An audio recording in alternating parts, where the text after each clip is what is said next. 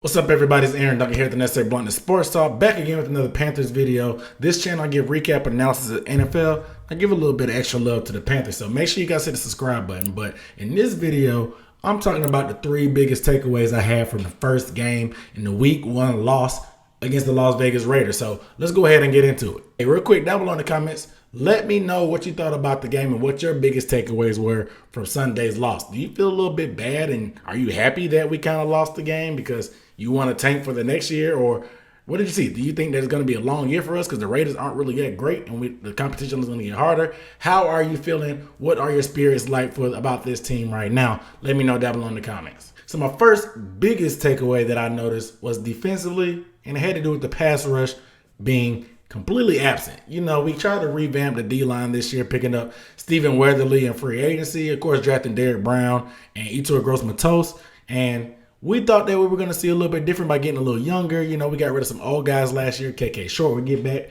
being healthy, but there was 0 sacks and only 5 pressures yesterday on Derek Carr. Granted, I have to give them credit because Derek Carr was getting the ball out extremely fast, but at the same time, only 5 pressures is ridiculous. We know our secondary is our weak point, and we can't allow our secondary to be out to dry with only 5 pressures. You know, the D-line, we're going to be counting on them heavy in order to make it difficult on quarterbacks to find time and find receivers down the field, but that wasn't really the case. As a matter of fact, I didn't hear KK Short's name at all. You know, he's coming back from injury, like I said, but we're paying this guy a lot of money, man. I really like him. He's one of my favorite players, but I can't really defend him if you're not going to get on the stat sheet and not going to make your name heard and be the disruptive guy that we know you to be. I will say that Derrick Brown did make some plays inside, and he is a rookie, of course. We saw him knock a pass down, get maybe 2 or 3 tackles for a loss, but I saw him miss a couple tackles too, but you never really know. I mean, Josh Jacobs is a tough back to take down, but besides that, I didn't really hear anybody else's name. We did see Brian Burns make a couple plays in space, and that's because we had a 3-man front. You know, last year we had the #1 team in sacks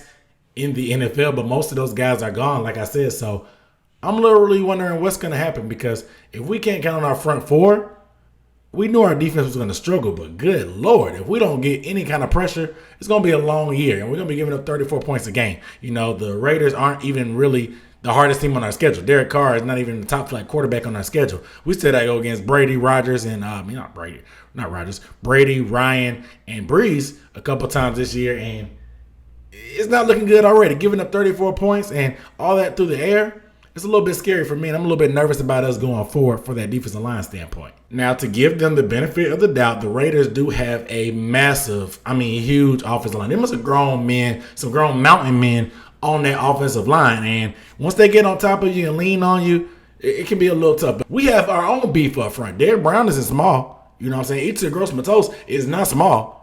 And neither is KK Short. But we really got pushed around a lot on the ground and in the passing game too. We can't really get around anybody. And it was just kind of embarrassing to watch, and you almost feel helpless going against these guys trying to stop them offensively. And I know it's a new year. We got the new coaches and stuff like that, new players, but not being able to stop the run looked very, very familiar to the Panthers of the past couple years when we had Ron Rivera. Now, my second big takeaway from the game was how the offense really quite didn't seem like they were in sync the whole time. You know, Teddy Bridgewater didn't have a bad game. Let's get that out of the way. He didn't have a great game either. You know what I'm saying? He had a Teddy-like game. You know, Teddy's going to manage the game. He's not going to make mistakes. He's going to take what the defense gives you. You know what you're getting in Teddy Bridgewater.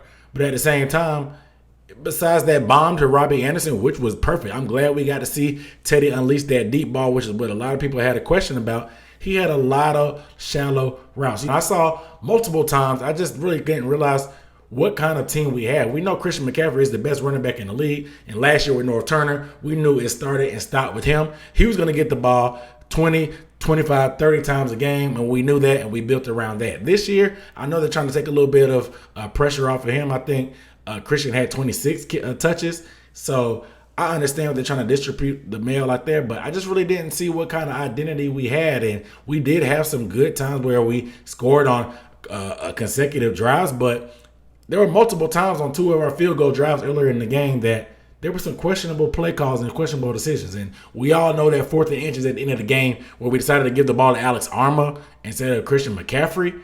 That was definitely a head scratcher. And Matt Rhule said that it was the buck stopped with him, and they worked earlier. They thought it may work. And yes, we remember on the touchdown drive, in the beginning of the fourth quarter, Alex Armour got a 3rd-and-1 conversion, but typically you're not going to get 2 conversions out of a fullback dive in a game, especially when you have the best running back in the league. You gave him the ball 4 times before leading up to that 4th-and-1.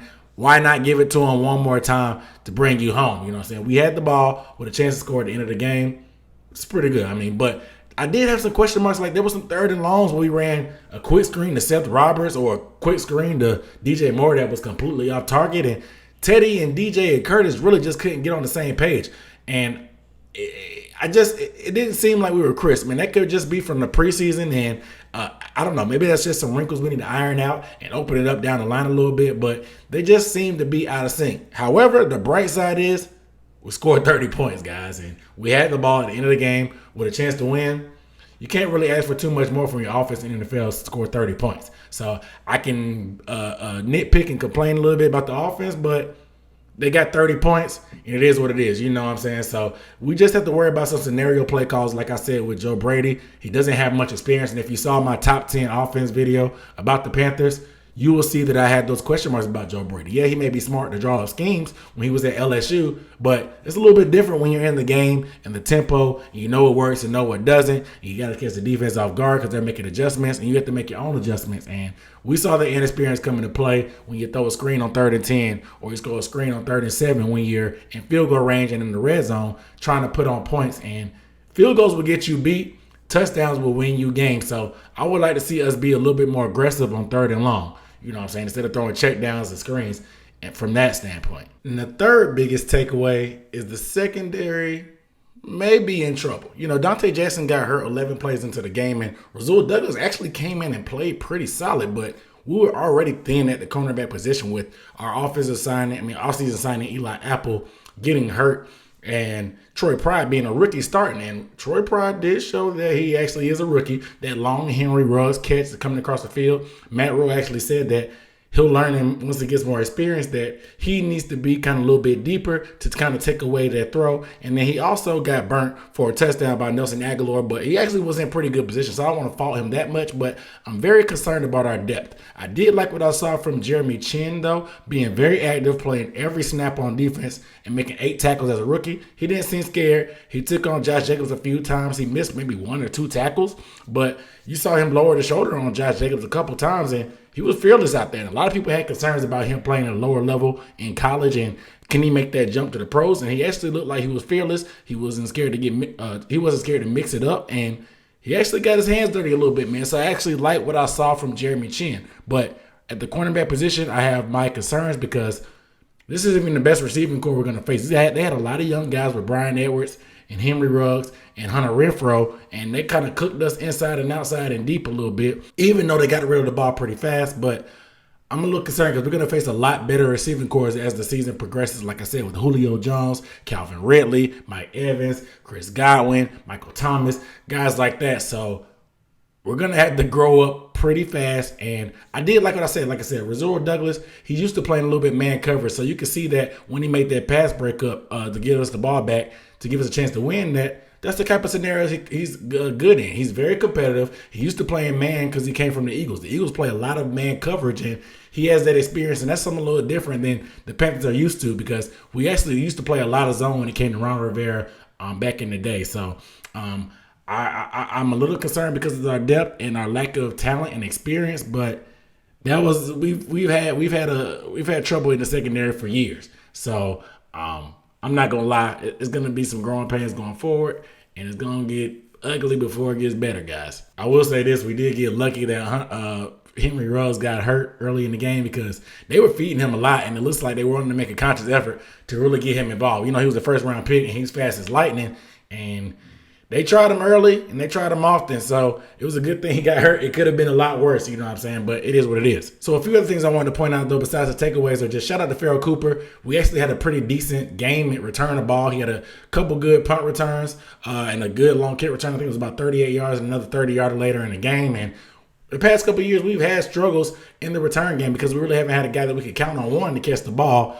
with, and 2, to actually get us good field position off of that. And anything that he can do to help this offense even better when it comes to field position will be great. So shout out to Pharaoh Cooper, Pro Bowler. Makes you feel good to have a Pro Bowler back there, a guy that has experience that can make some things happen when he gets that ball in his hands. I'm excited to see what type of stuff he can do. Another thing, shout out to Robbie Anderson too, because that long deep ball, that's the long pass that we haven't seen in a while as Panthers fans, and I hope there's more signs of things to come. He looked very, very good on Sunday. Of course, he led the receiving for our team for like 116 yards, I think, and he just looked a lot more comfortable out there than anybody else. He's clearly and obviously the most polished wide receiver he has.